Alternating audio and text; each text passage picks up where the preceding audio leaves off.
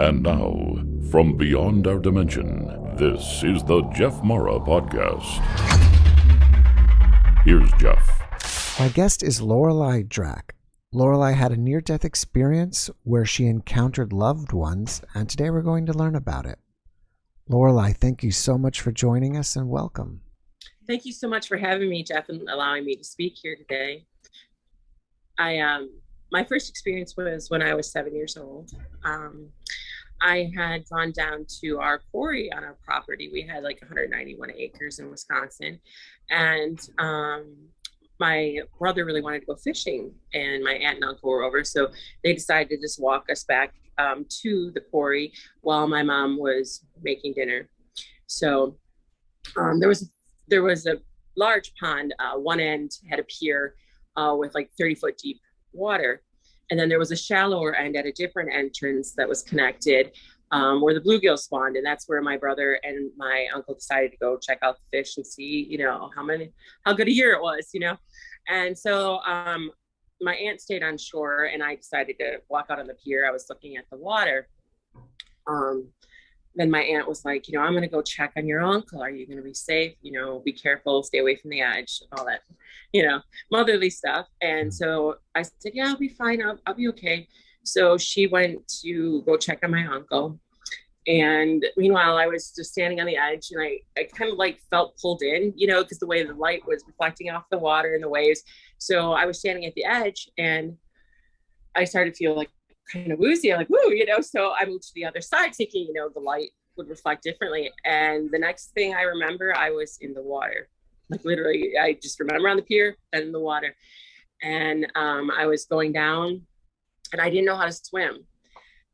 So I was just thinking like a brick. And I remember screaming, I could see the bubbles come up my face. And as soon as I realized, I'm like, oh my God, I can't breathe in, I'm gonna die. The minute I surrendered, like said I was going to die, I was out of my body, like just gone. And then the next thing I recall, I was above the whole area. Like I could see for miles and I could hear all my loved ones' thoughts. And I could hear and see my aunt like yell because she had turned to check on me and I was gone. She had turned around to come check on me because she must have had a feeling. I don't know where she heard me go in the water. I do not know. And so she was yelling and then she was screaming to my uncle across the pond, she fell in. My aunt couldn't swim either. So, and so then that's when I started, I could hear all the thoughts. And so my brother was wondering if he could swim faster to me across the pond or run to help. And I just thought that was so silly, in spirit, because I was like, you can't do what, And then my uncle was more like, oh my gosh, and they're going to blame us. It was all that the instant guilt, like, oh my gosh. So he went running to my aunt. Meanwhile, my aunt is walking down the pier and she's figuring out in her head, like, how can she get to me without us both drowning? So she grabs onto like the post at the end and she's trying to reach for my body. This is when I see my body just, I could see it like starting to rise, so she was trying to grab at it. But meanwhile, while all this is going on, it seems like simultaneously, I saw all this, but the minute I heard my brother and my uncle this and that, that's when I, like what I say, was in the clouds. Like I was in this mist with what I call source or God. It was the brightest light you could ever imagine, like a megawatt. Like you think it would burn your eyeballs out. I was like looking at the sun, but it didn't hurt, but you like couldn't meet the gaze, like I drew a picture of it that maybe you can add later, but like you were looking at it, but you weren't looking at it. And you it was just towering above me, but it was like, you could make the outline that it was a being, but you couldn't look at it. You couldn't make it out. It was just that bright. And the most unconditional love and peace that it's not earthly describable. I don't have the right words. It's kind of like a parental love times a trillion, like that kind of warmth and acceptance. And it literally, like if you were in a body, you'd be on your knees going, oh my God, you're just overwhelmed. And I remember there was like to the left of me, I knew there was like a guide or someone there, like that brought me to that point. And they were telling me in this particular NDE that I had to go back. There was more things I needed to do. And I just remember like begging and pleading and saying, I knew that I would have a life of trauma. And I'm like, you can't make me do this. Please don't make, literally begging. They're like, but the voice, it was telepathic, but it was definitely like a male voice. And it was definitely like, you could tell it was loving, but authoritative. Like, you have to go back. This is for you. You have to do this. And so from there is when I got the like earth view again, and I was fighting because I did not want to go to my body. I can say, Anna, you can't make me go in there. And so like I saw them get my body, and they drug it out, and then I believe it was my uncle, because I was in and out, that brought my body up to the shore and laid me on my side. But I had no ill effects. There was no water in my lungs. There was nothing. But I remember like looking at my body and not wanting to go in my body. And then next thing, I was kind of aware of my body, but I wasn't like it was in autopilot. Like I was going through the motions. I think they said I didn't really speak till the next day. Just, I would nod my head, but I wouldn't. It's like I wasn't there, but I was there, and many NDE people always say both worlds. And yeah, I was there for a long time and created a lot of dis-ease in my body because I did not want to get back in it. I just kept rejecting it. I was 7, and earthly thoughts are different than spirit thoughts. Obviously, I had an understanding, but I didn't have the, I still had the emotional maturity, I guess you would say, of a 7-year-old. Like, you can't make me. My mother always called me an old soul, though, and it was so hard to come back because it was at that time. I mean, you have to understand, it was what, late 70s. There was people. My family, things were not loving compared to then. It was just like a traumatic, because you went from this pure love to somewhere where, you were ridiculed and made fun of, and all these things that childhood bullying causes. It was just so foreign that I had a really tough time assimilating back in. And I guess that's why it's such a thing for me to help other NDEers reintegrate, and the things they need to be aware of that I wish I knew. But that was my first death experience. It was life-changing. My gifts expanded exponentially. Some of them not so fun at first, because I'm 7. I don't understand what these things mean. Like, I could tell when souls were preparing to leave their body. So people would look waxy to me if they were going to die, and they always died within like 2 weeks of when I saw this. So, as a kid, you don't have the understanding, like, did I cause that? What happened to this?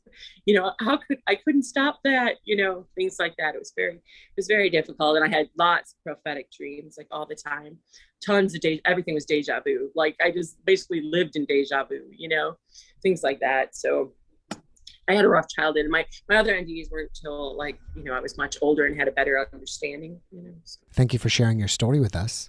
One of the things I found very interesting is that how you describe the light like almost blinding, but you can still see it. And you're not the only one that says that, but it's interesting to imagine that the light is so bright that if it was here, it would like burn your eyes, but there you can handle it. Well, I've come to understand because it's the vibration. They are so much higher and faster that it perceives as light. It's this tremendous light, where Earth is very dense.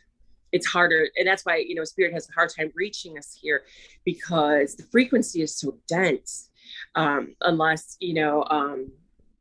as we heal and elevate, we can have more connection with Spirit. The more light we hold, the more healed of a channel, the more connection we have.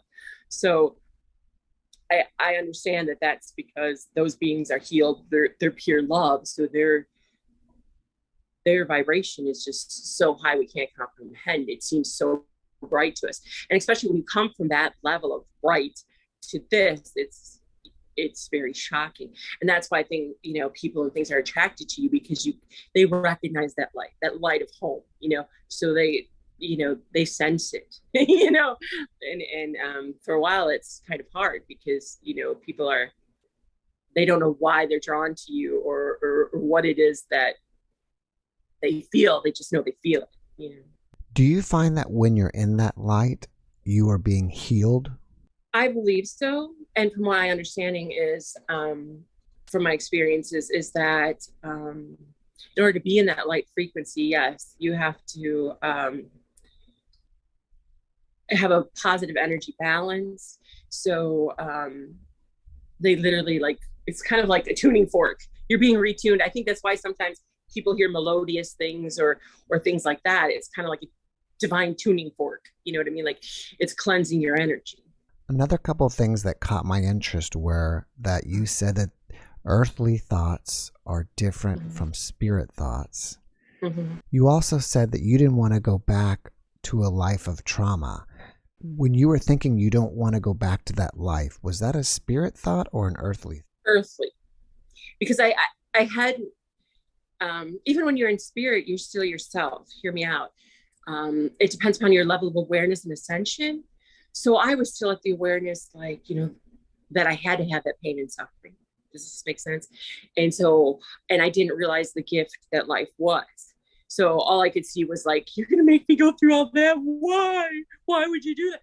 No, nobody, it was just showing my own choices. So people always say, what comes first, the chicken or the egg? In the void of spirit, of the void of creation, neither. They both exist at the same time. So even though your story may be written, it's still choices that you're making then.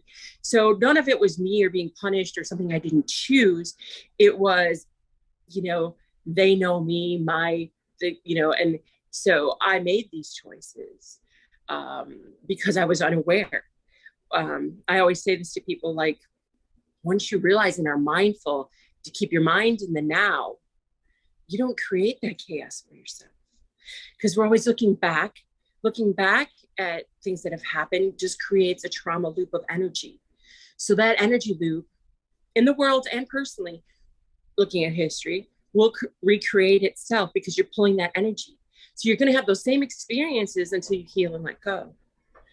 But you don't have to. It's just because we revisit it, we pull that energy. We don't realize that we are creator beings and that thoughts create our reality. And they're literally, words are light code. My last death experience was because I wrote something silly that I should have known better on a meme about lame ways to die in the NDE group, no less. And they said at your level of light, you cannot, your things manifest faster. How did you not remember this? And I'm like, earthly me's a ditch. You forget here. Don't you understand that you forget once you're there? So with each experience, like my last two, I chose to come back. I knew what my purpose was. I knew that, I was here to be of service, to, bring that light here, so people can remember who and what they are. That's why I'm here. Like, literally just by being here, I'm a beacon. I'm sending out that energy to all the energy points, that's why, I had the experiences. That's why I'm here. And I knew that there was going to be a shift in consciousness and and we were going to go to a lighter density, excuse me. The more people realized love, and the more awareness people came to. So it's like, I worked many lifetimes to see this. I am not missing it. I am going back. You can't stop me. I worked for this kind of thing. By my last one, I'm like, I worked for this. I'm not missing it. So, yeah.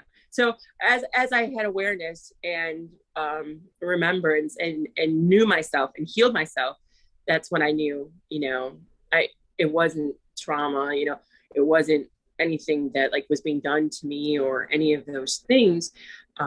It was my lack of mindfulness. That's part of what we're here to learn. Our biggest thing we're here to learn, besides unconditional love is accepting everyone's path at the point they're at. Not trying to change them, not label them, not give them expectations, acceptance and love.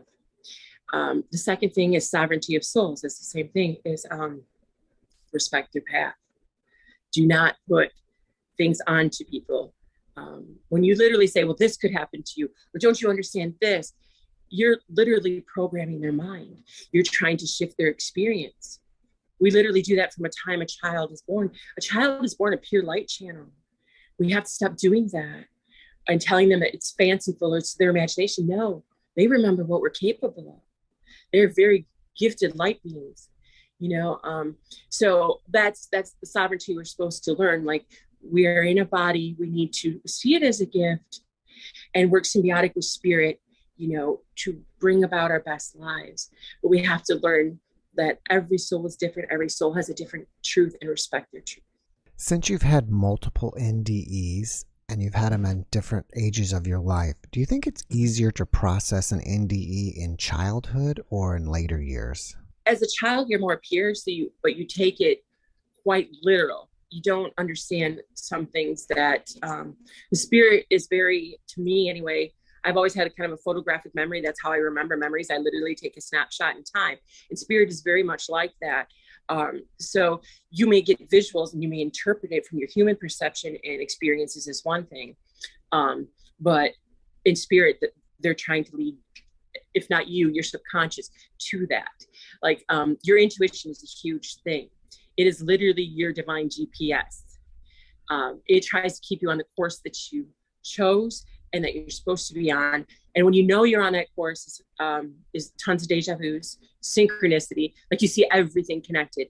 That's when you're in the flow in service, So that's how you know you're on your path. And the reason you want to be on your path is because the more you stay on path, the more you get through the things you learned in the lifetime, the more ascended you will be. We choose to come to Earth because it's kind of like you can read a book or like a guidebook and go, oh, okay, yeah, I kind of get that.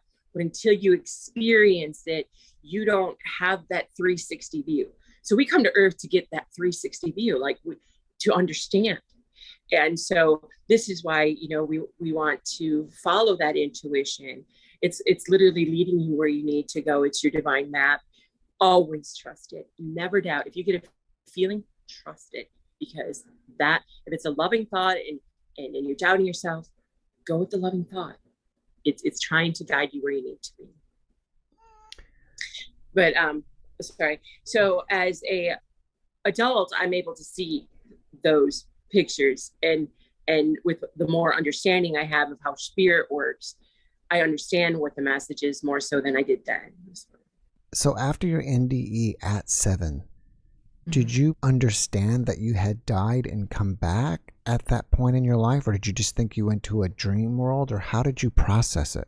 No, I told my mom that what happened. And I'm like, I know I died, there's no way, like I remember surrendering, like I'm going to die. So I knew that is what happened to me. Do you know what I mean? Because think about it. There's very little chance of you surviving that, like a lung full of water, unless somebody gets to you right away and everything else. But they didn't even find water in my lungs. It was just like, okay, yet I saw my body go, down, all these things, So I always say, especially for my last NDE, we can heal our body. It's very possible. We're just not aware of it. If you believe and you can do. And because there's so many people who are like, I know I died, but I came back to my body and it was perfectly fine. Or I had to heal my body when I came back. I mean, you hear various different accounts, but that is the case. And we can heal our body now. We just don't believe we can, but you have to do that work, that mindfulness, that looking at each trauma and why it occurred, take accountability and responsibility and let it go. Never look back, ever, ever. Just let it go and move forward into where you are now. You're not that person yesterday, a minute ago, you're not that person anymore. You have a choice. Just keep choosing a loving choice for yourself. And that's what mostly I have learned from that. And the more you heal, the more you have that divine channel. Like our loved ones are all around us. They're literally trying to reach us. The illusion here is death. Our loved ones are just waiting for us to be aware, wake up. We're right here. Talk to us. Why don't you talk to us? They're literally right here. It's just an awareness thing and being on that vibration of love to reach them. They give us synchronicities all the time, but sometimes we're lost in our own grief, and that happens. But they're more alive than they've ever been. So if that helps you process grief enough to come to an understanding, that's very important, because your loved ones are waiting for you, and they want to reach out. And so I just feel that to some, that might be the most important reason to do the work, but it's very important to heal yourself. Do you think everybody is on a path of service while they're here on Earth? I think some it's a reward, some it's service. I think you have a general knowing. Like my daughter and my husband are both at AfterNDE also, and they have different purposes, and I understand that that's why they're here. And my daughter is like, I came here to rest and observe. I didn't come here to work, Mom. I've done enough. I'm just here to add the light and help, so, and everybody has their purpose. And some people literally are here just to help move others along. I always say, like, your nemesis here is probably your heavenly best friend. They love you more than anybody ever possibly could, because they took that role for you to heal. And I found when I found that healing, the relationship just switched like a light switch. So I always say everyone is a mirror. If you can see yourself in everyone and in that situation, there's no way we couldn't live in unconditional love, because you can't treat somebody that way if you see yourself in them. Everyone's a mirror. Just remember, we're all going through the same thing. We're all trying to make our way home in the best possible light. You know what I mean? I was told in my third NDE, you can stay, you've done enough, you've left a positive balance. The key is to leave a positive balance. We are human. We will make mistakes. We will do things that we go back and go, but they were part of our experience and growth. Like, I understand now, I went through those traumas to be a healer, to help, to understand. You can't reach somebody on a vibration you've never been at. If you haven't had that, you can't reach them. It's kind of like, and this is a big thing I push, truth is hidden in all things. Like, dreams may come, to try to reach her at that vibration, to show her the light. I don't know if you've seen that movie, but it's very real like that. And you can't help people out of that. They have to do their own healing, but you can be the guide. And like, I took these steps, or just be the light, be there for them, show them that, like, I've been through this. You can be here too. I heard you use the word light codes, and I thought that was interesting. Can you tell us more about that? Everything is energy, but your words that are authentic to you are your light code. They carry your story. When you're authentic, they're like a divine key code. They will start to awaken others. That's how I can tell when someone is being authentic or not. Like, if I can tell lies like a mile a minute. Okay. Like, I'll just allow it. I'll be like, okay, this is where you're at right now, but that's how someone's authentic. I mean, I don't know if all empaths realize that's what they're sensing, but it's an energy code. And it also, like I said, some of it, when I talk about spirit, is what I called, divine keys. And I remember after my last experience, I started giving people keys, and I just say, you are limitless. I started handing out keys. And it's true though, but it was a reminder for them to hold, like, you're limitless. And because anything you want to have or be, you can. And you just have to know how to work with energy. I always say, like, Jesus was the grand alchemist. Everything is created by energy and energy agreements. So, and matter can change form. So I've seen it, okay? You can literally change things, and you can literally move things and bring things into your experience. So it's very important to realize how that works. There is no lack. You can live in abundance. Abundance is here for everyone. It's a mindset. That's why I preach mindfulness to an exhausting extent, but it really is. And I always say to people, if you want to find that now, that mindfulness, find something that gives you such joy you don't have a thought in your head. For me, that's dancing. That was a reminder my mother gave me on that experience I was telling about. Dancing is that for me. Whatever brings you to that point, and keep practicing it till that vibration, and you can go there to heal. You can stay there. You can pull it there anytime. That's your divine connection. feel it, pull it to you, and live there. And you will live your best life. You'll be unstoppable in the sense that you can attain whatever you want to attain. There's no limits. We just are so programmed to think we are less worthy, less capable, and that doesn't exist. It really doesn't. It's what I call a part of the illusion. Can you tell us about some of your other NDEs and what happened? My second one, I don't have a lot of memory from, to be honest. I was told later why it happened. I had a visitation from my grandmother. In life, she was kind of like, she didn't show a lot of emotion, and she wasn't very connectable, but in spirit, she came to me and she told me, like, this baby won't be yours to keep. But there's a reason, and you'll go on to have other children. Please don't be afraid. And she showed me sitting in the clinic office with her, and then she showed me the calendar of the date, and that's the date I lost my baby. I went into extreme pain. I had to go to the ER, and since it was an emergency DNC, because I was in distress, they had to anesthetize me rather quickly, and they used too much, so I stopped breathing, and I was anemic, and they weren't aware, so I started bleeding out. I had to be intubated and all this. But my grandma, you know, and later in my other NDEs, I learned that, like, I just went home for healing. There was no, you know, need for me to have a memory per se of it. Just I had the same sensation and the same disconnectedness when I came back from it that I did for my first NDE. So I knew something happened, and I was, you know, calming everybody around me, like, you know, this was meant to be. It is okay. You know, people kept saying, "Oh, we're so sorry." And I'm like, you know, I had a different understanding of it. I knew why, and my third one, I lost blood flow to my brain, and I went walking backwards, fell against a door jamb, and seizured. And they found me at an odd angle, not breathing. But then I instantly, like, jumped up back in their faces and scared the living bejesus. But during that,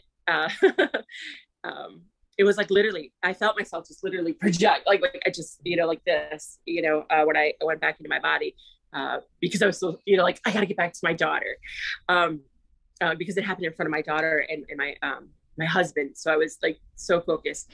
But during the NDE itself, I went to what I call Heaven City. It's the area where spirits and stuff work from that guide people here, and keep track of the plans and paths that we chose. And I was sitting on this big, like, marble bench next to my mom.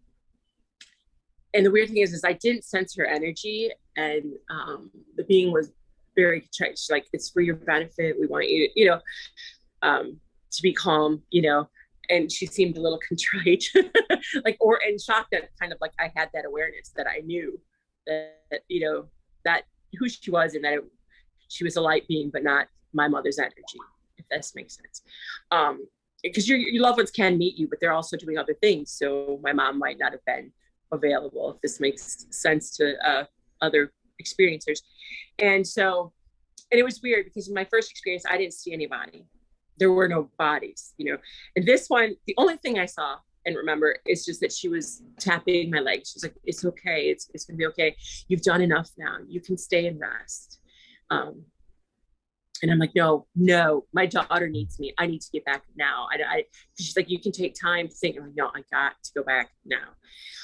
But I also remembered in a previous, I call them alternate lives, because in spirit time, everything isn't linear.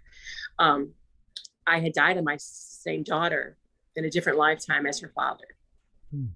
I remember it vividly, how I died and what happened to me. And I chose love. So I was able to go back because I wasn't going to do that to her again. I felt like almost like it was a test. You know what I mean?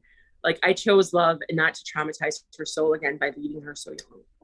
And so that was part of too why I chose to come back and why I was so concerned about my daughter. Like, I can't do that to her. But the interesting thing is, I want to mention about that past life. And I believe I was shown that one for a reason, because ever since I was a young child, I think possibly this was like my closest timeline to this one. And that's why your closest timeline affects this timeline. And I was shot by some robbers in that one. And that's exactly where I had extreme pain since I was a child. Like, I doubled over. Sometimes I'd almost pass out. My mom took me to so many specialists, so many tests, they couldn't find a reason for it. I was shown that's why I had that pain. It was exactly the same spot. It was the traumatic memory and leaving my family, you know, and saying goodbye to my wife and daughter. I died in my wife's arms in that lifetime. And so, like, people always say, why can't I see my own past lives and different things?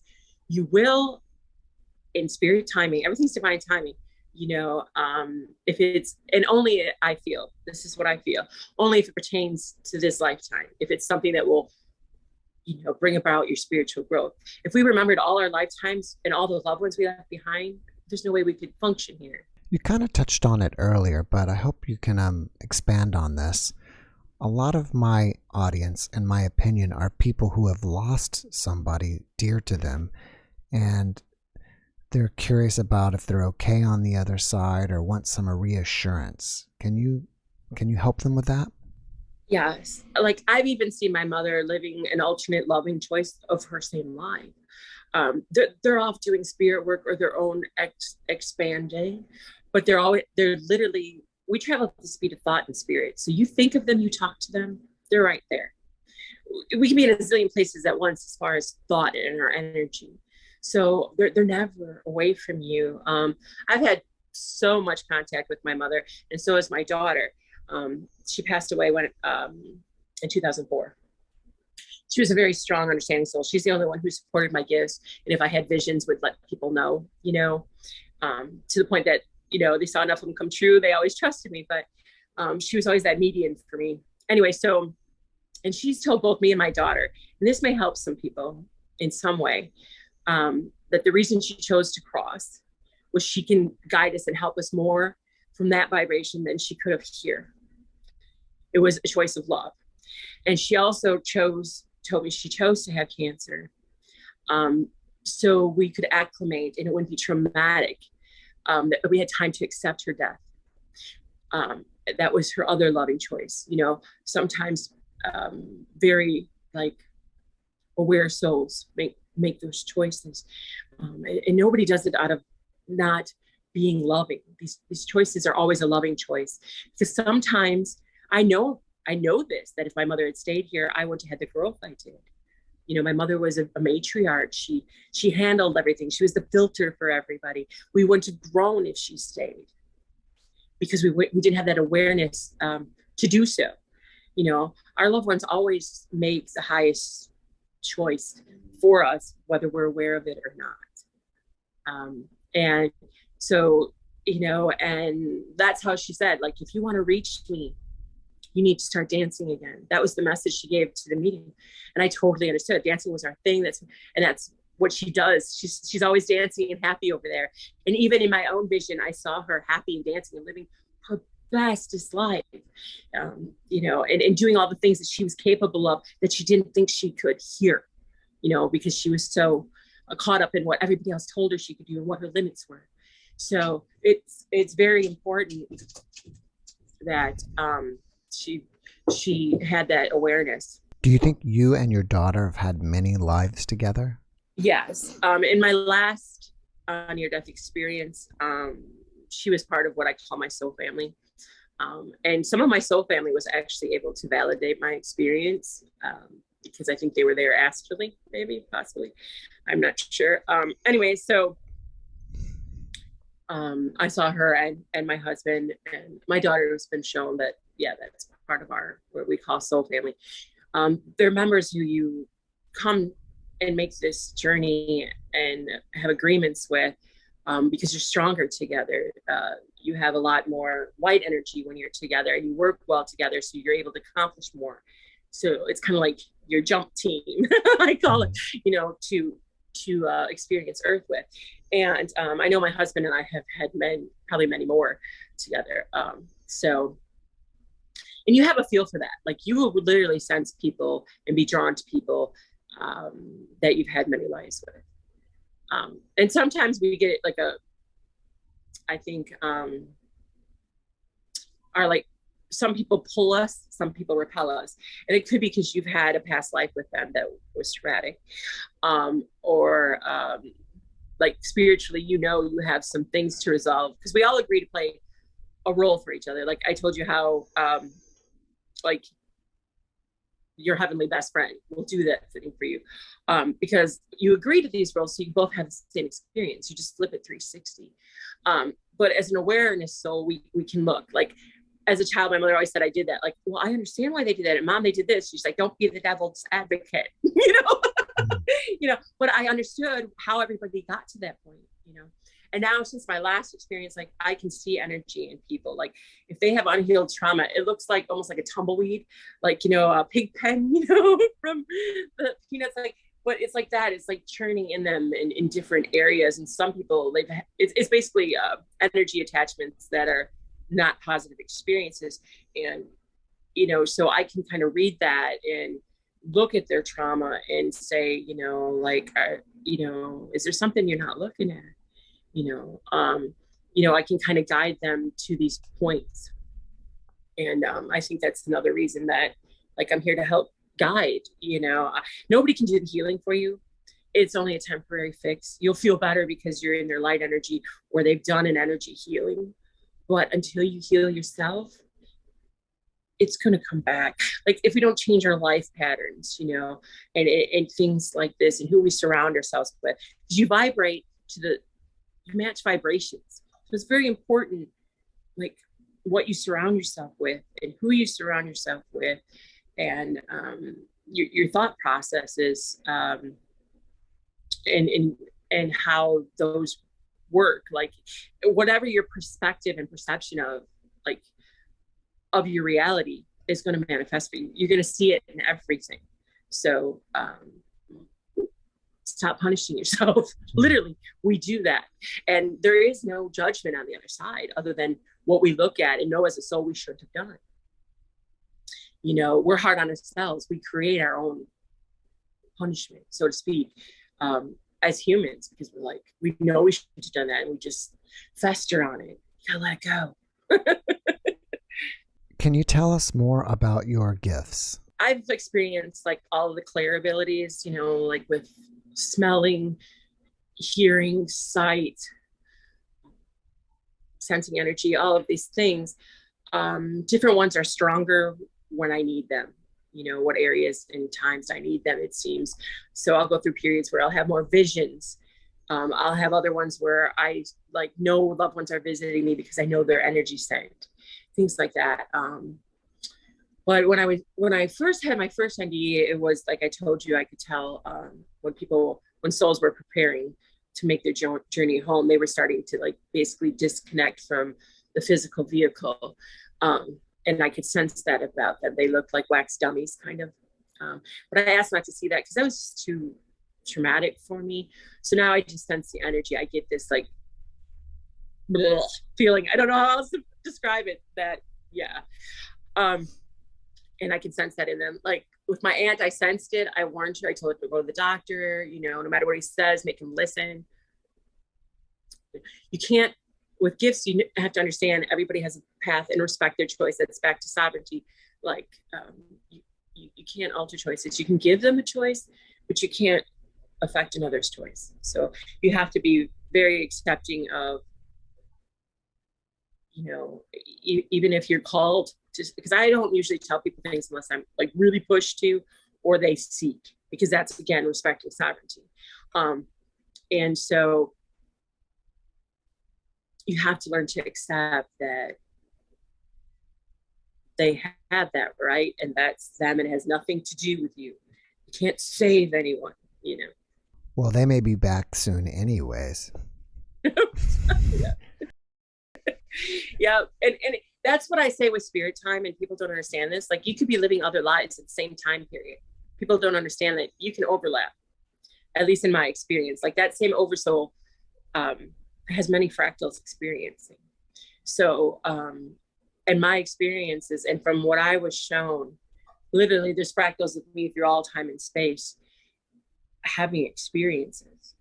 So like somebody you're really connected to could just be another version of you. That's why they call it, I mean, some people like to say, oh, twin flame or this, that. It's just, you know, and you'll run into people who are like, I swear that was, I mean, they're so much like you. Yeah, because they're just you making other choices. Do you lucid dream, or do you have any dreams that are like prophetic? Yes, I've had many. Some good, you know, some you know, were able to help people. Other ones, they're just so I'm prepared, because I like I told you, I can't change or make people believe things that are going to happen. So it's more like a lot of them are, and I get this now, especially younger, about preparing me for others' deaths, because so they wouldn't be traumatic. So I think I saw a lot of that because of that. But I think it's more in a time when I wasn't aware, so that I didn't attach to these events and like future events that I've seen. And I know other NDEs have too. Basically what I was taught and told, and I believe this is very important, especially in the times we live in, that I'm going to tell you this. Don't attach to the story. Disconnect from the news, disconnect from all the things that program your mind, because literally the chicken before the egg theory, if you believe it, you're creating it at the same time. So please be aware of that, and know that you don't have to attach to the story playing out in our world. And I mean that in the sense, like, you don't have to let it affect you energetically. And that's not a level of disconnect or lack of empathy, because trust me, we have huge empathy. But I am saying nothing, absolutely nothing can harm you unless you make that choice and trust your choices. But we are always safe and loved unconditionally, always. So if you can reject anything that you don't want in your story, quite literally. So but you have to believe it, and you have to be mindful of it and not feed your mind that. So you are the master and the creator of your story.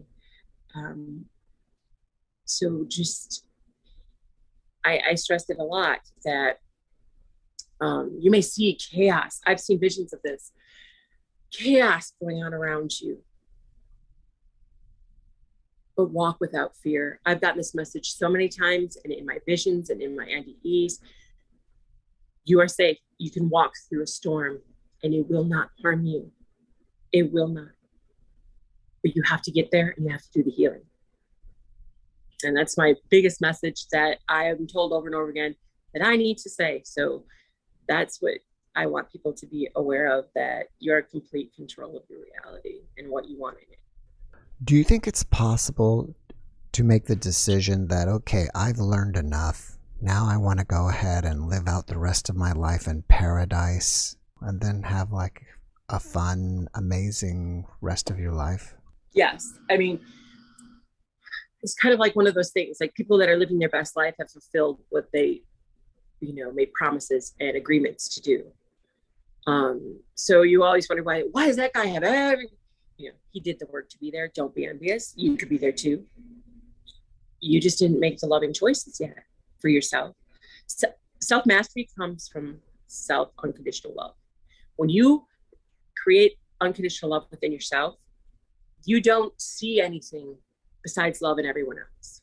And when you don't see that, that's when you create paradise, because there is no stress, no trauma, no suffering, because you know everyone is you and no one can harm you, and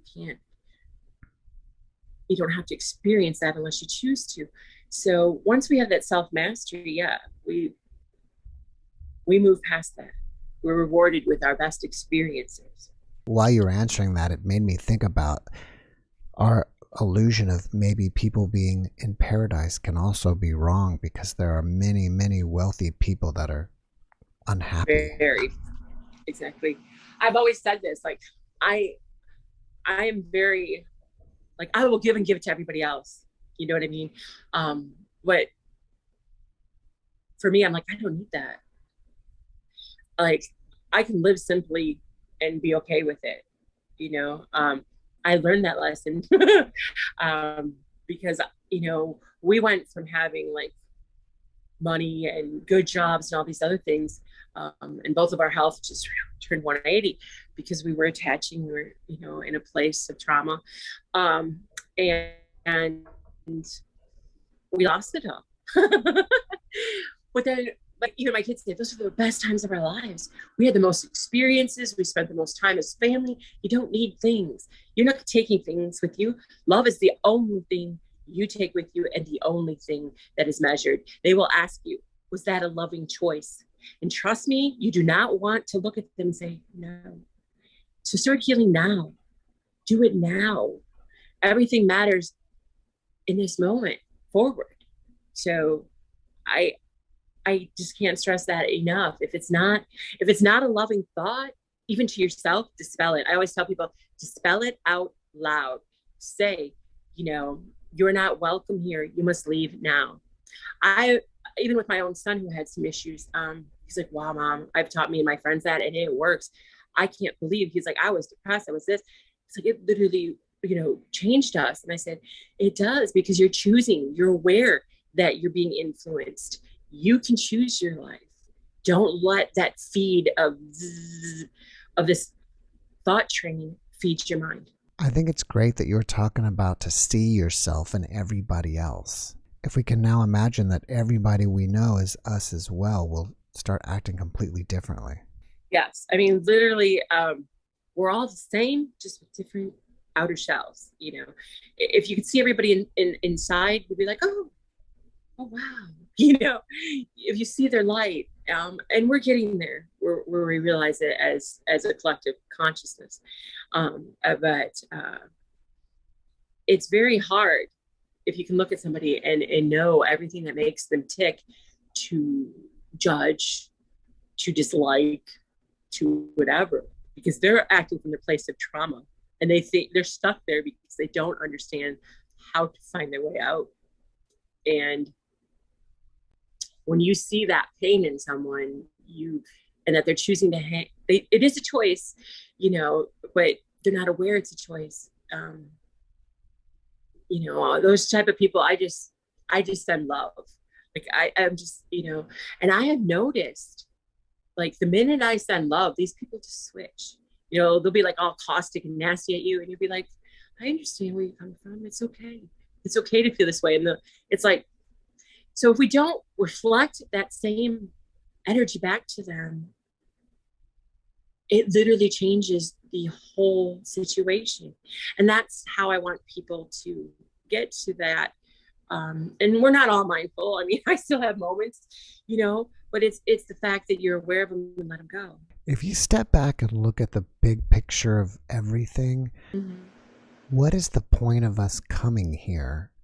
And if part of the point of us coming here is learning and suffering, then is it okay that people are suffering? I get asked this a lot. And I have a hard time answering it, in the sense that it's not something that people want to accept on some level. Because it doesn't have to be traumatic. It doesn't have to be suffering. The illusion and the veil are what created, because we don't remember ourselves. But we did choose that, because part of our growth is to realize the human experience. You can't guide or help humanity if you don't understand why they make the choices, why they're in the place that they are. So it took those traumas and struggles for me to find that awareness. Not everybody needs that. Not everybody chooses that. And sometimes it's energy balancing. So, because like I told you, when we finally go into oneness and join, like, our soul back in heaven, I call it having sister easier for understanding purposes. I don't like labels. But you want to take, like I said, a positive balance. So And all these lives that we live out here while we're here,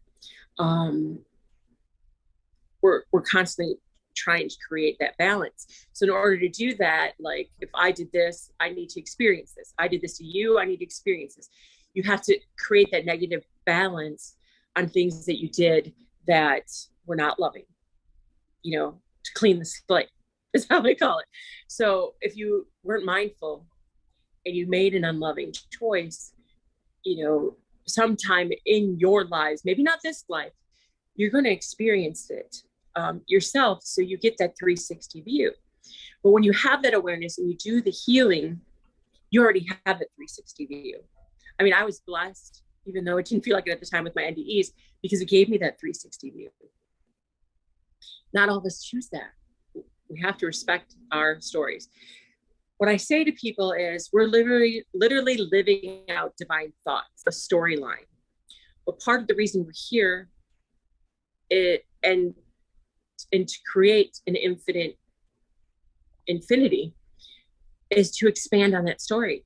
Our free will expands that story because we make different choices than our source would have. And so we're learning and we're making different choices. So we're expanding all that is constantly by doing so. And by doing that, we create eternity because there's always a different choice and always different scenario. You know, like 20 years ago, it's, you know, we had basic cars and not the technology. Now we have this technology, so it's a whole new experience, how you treat people and how you act, right? So there's never two stories that are going to be the same, and they're always going to be expanding. But what I want people to understand is, from my experiences, we're living out these stories, but we're not the character in the story. The character may die, but the actor never does. We're watching a divine play. We should look at it as the observer and observe how it plays out and learn from it. When we get so caught up in the story that we create all this chaos and we change the story when it was supposed to be a beautiful divine story.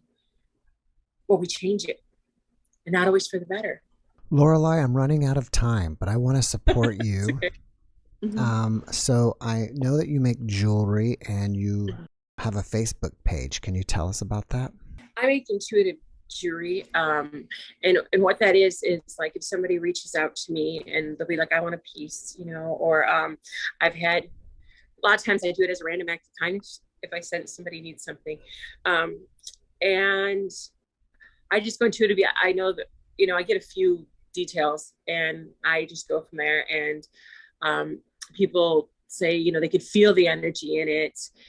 They you know, they're like, I'm gonna pass this on to my children, or I would have bought this in the store. And that makes, you know, that's my way of giving back without, you know, spirit knowledge should always be free, but that's my way of giving love to people in a tangible way, just like the keys that I told you, I give jewelry keys to people all the time. But that's the way I do it. I also have a site called Spirit Site with Mystic Moon.